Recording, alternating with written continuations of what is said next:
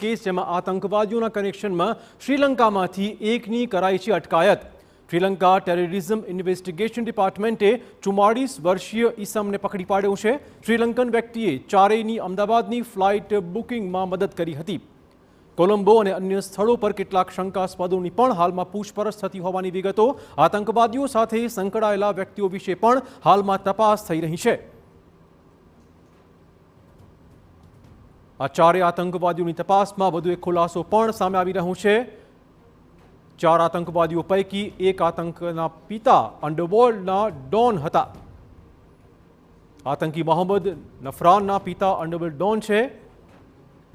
અમદાવાદમાંથી ઝડપાયેલા આઈસીસના 4 આતંકવાદીઓની પૂછપરછમાં રોજ નવા ખુલાસા થઈ રહ્યા છે। આજે શ્રીલંકામાંથી આ જ મામલે એક શખ્સને પકડી પડાયો છે, જેણે ટિકિટ બુકિંગમાં આતંકવાદીઓની મદદ કરી હતી। શ્રીલંકન ટેરરિઝમ ઇન્વેસ્ટિગેશન ડિપાર્ટમેન્ટે 44 વર્ષના આ વ્યક્તિને પકડી પાડ્યો છે।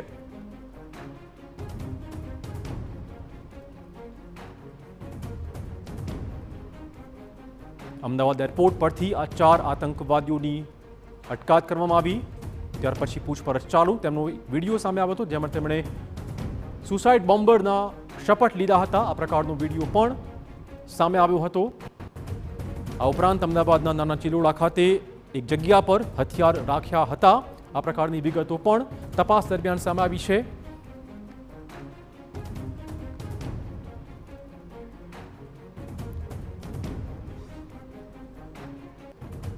તો આ તમામ મુદ્દે વધુ વાત કરવા જોડાશે અમારા સંવાદદાતા યુનુસ ગાઝી। યુનુસ, જે રીતે પૂછપરછ ચાલુ છે, રોજ નવા ખુલાસા થઈ રહ્યા છે, હાલમાં શું વધુ અપડેટ?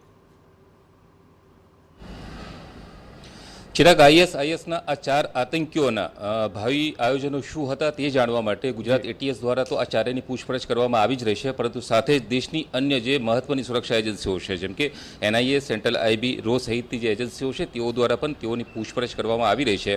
સાથે જ હવે જે દેશની અગ્રણી સુરક્ષા એજન્સીઓ છે તેઓએ શ્રીલંકાની સુરક્ષા એજન્સીઓ સાથે સંકલનમાં રહીને આ સમગ્ર મામલે વધુ આગળ તપાસ ધપાવી છે। જે સૂત્રો તરફથી વિગતો મળી રહી છે તે મુજબ શ્રીલંકાની જે ટેરરિઝમ ઇન્વેસ્ટિગેશન ડિપાર્ટમેન્ટ છે, ટીઆઈડી, તેના દ્વારા એક વ્યક્તિની અટકાયત કરવામાં આવી છે કે જેને આ ચારેયને ભારત આવવા માટે અને ત્યારબાદ અમદાવાદ આવવા માટે જે ફ્લાઇટની ટિકિટ છે તે બુક કરી આપી હતી। આ સાથે જ અન્ય કેટલીક વ્યક્તિઓને પણ જે પૂછપરછ માટે અટકાયતમાં લેવામાં આવેલી છે અને શ્રીલંકા પોલીસ દ્વારા એક વિશેષ તપાસ ટીમની ઘટના કરવામાં આવી છે। આ જે ટીમ છે તે અલગ અલગ જે શ્રીલંકાના શહેરો છે, મુખ્યત્વે કોલંબો તથા તેની આસપાસના વિસ્તારોમાં કટ્ટરવાદી માનસિકતા ધરાવતા અને આઈએસની વિચારધારાથી જે પ્રેરિત લોકો હોય તેઓની ભૂમિકાની તપાસ કરી રહી છે। સાથે જ જે કેટલાક ગોલ્ડ સ્મગલરો છે તેઓની પણ ભૂમિકાની તપાસ કરવામાં આવી રહી છે। એક વ્યક્તિની જે સક્રિય ભૂમિકા આ ચારેયને ભારત મોકલવા માટે દેખાઈ રહી છે કે જે પાકિસ્તાનમાં બેઠેલો શ્રીલંકન હેન્ડલર હતો તેની સાથે પણ તે સંપર્કમાં હોવાની પ્રાથમિક વિગતો સામે આવી રહી છે। ગુજરાત એટીએસ દ્વારા આ સમગ્ર મામલે શ્રીલંકન પોલીસના જે કેટલાક અધિકારીઓ છે તેઓની સાથે માહિતીની આપ-લે કરવામાં આવી રહી હોવાનું સૂત્રો તરફથી જાણવા મળી રહ્યું છે। બીજી એક મહત્વની વિગત જે સામે આવી છે તે મુજબ આ જે ચારેય આતંકીઓ છે તેઓએ પ્રારંભિક તબક્કામાં ગુજરાત એટીએસને પણ જણાવ્યું હતું કે તેઓ ટેક્સટાઇલ ઇન્ડસ્ટ્રીઝ સાથે સંકળાયેલા છે અને કાપડના વેપાર માટે તેઓ આવ્યા છે। સાથે જ તેઓએ કોર્ટને પણ ગેરમાર્ગે દોરવાની કોશિશ કરી હતી, પરંતુ ધીરે ધીરે આ ચારેયનો અલગ અલગ જે ગુનાહિત ભૂતકાળ છે તથા ગુનાહિત લોકો સાથેના સંપર્કો ખુલી રહ્યા છે। તેમાં મોહમ્મદ નફરાન નામનો જે એક આતંકી છે તેના પિતા અંડરવર્લ્ડ સાથે સંકળાયેલા હોવાની વિગતો સામે આવી છે। શ્રીલંકન અંડરવર્લ્ડમાં તેઓની મહત્વની અત્યાર સુધીની ભૂમિકા રહી છે અને અનેક ગુનાહિત ઘટનાઓને તેઓ દ્વારા અંજામ આપવામાં આવ્યો છે।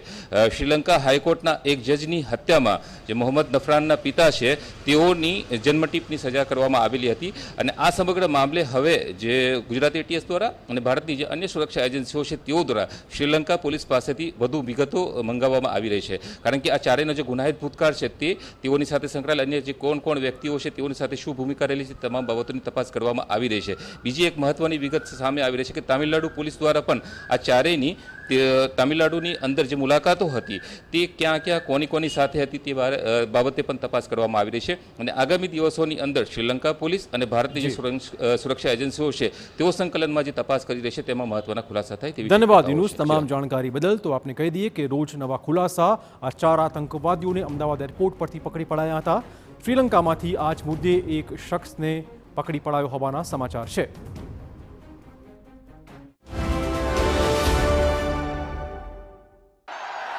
બેટર સંપૂર્ણ સજ્જ થઈને આવે છે જે જાદુઈ ફૂટ